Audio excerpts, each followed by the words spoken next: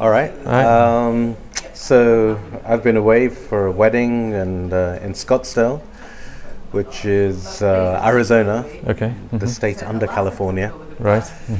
One of the interesting things that happened was that we booked an open-air wedding, and the reason we booked an open-air wedding with great calm was because it never rains in Arizona in November.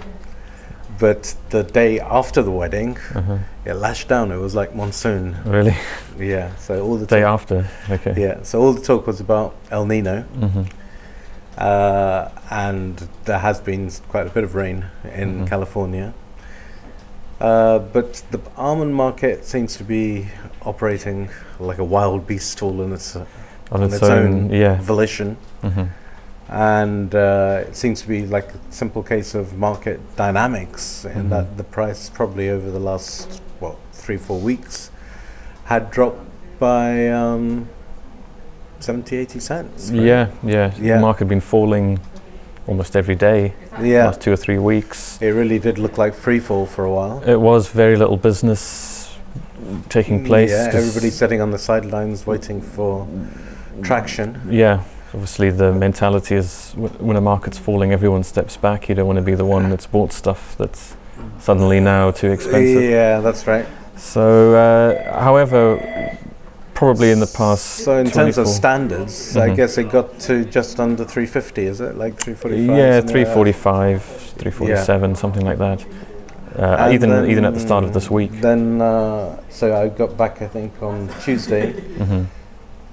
It was just starting to feel like there was some traction, and then bang, over the next couple of days, prices moved up, at least 10 cents, maybe 10 cents. 10, 12, 13 cents, And what do you think's caused that, really? Well, say people have been watching it for 2 or 3 weeks, falling and falling. Also, the euro's been getting weaker. We know that people do need to buy for next year. Sure. Because they haven't been covering, because it has been falling. And then I think it just got to a level where a couple of guys decided, prices haven't been this cheap for God knows how long, well over a year, maybe 18 months or more. Right. And maybe it's time to start putting something on the books. Sure. And so the buying interest started coming in. Buying interest starts coming in. Also, the spot market's pretty tight because well, there's been the lack of shipments, and that basically boils down to lack of stock. Yeah.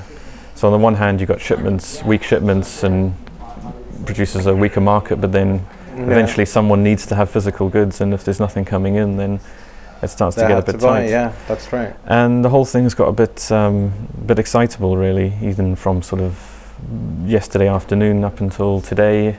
People scurrying around. 2 or 3 days ago, there was a number of sellers at 345, 347. Today, struggling to find sellers at 355. So the whole thing's flipped round. It's a little bit reminiscent of what happened about 50 cents up from here when we were in Anuga. It got to 395, 4, and then jumped up again. Then it sort of, and there's a group CAEA, Californian Almond something. Yeah.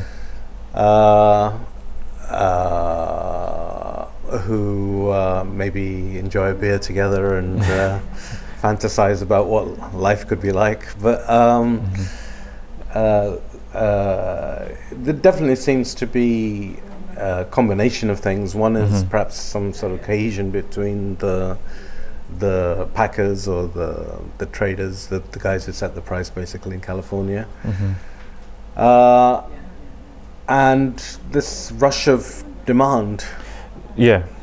So there was traction, did move up, and then there was more traction because the buyers see a market moving up. They feel you don't want to be left behind. Yeah, don't want to be left behind. But what sort of positions were they buying? New Year, and some even looking for summer months. June, July, August. July, August, okay. No, I don't know whether how long this is going to go back up to. I don't know if we're going to get back up to $4 or anything like that. It's a bit excitable at the moment, but perhaps, next week we've got Thanksgiving, Yeah. Then we go into Christmas, so things could settle down again very quickly. Yeah. And yeah. if there is a lot of rain and that over the winter with El Nino, then perhaps things will be a bit calmer. Yeah.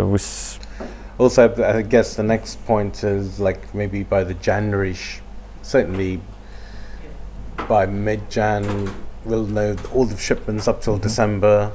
We'll know, more importantly, perhaps the intakes, how much stuff is taken off the trees and come in.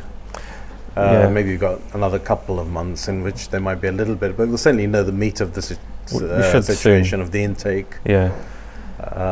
The November shipments were low last year, but there was a lot of port. Remember all the port problems we had last year? Yeah, that's right. So they're saying, well, maybe it's going to be bigger than last year because we haven't got the port problems. So we have to see that might push it up again if the November numbers are reasonable.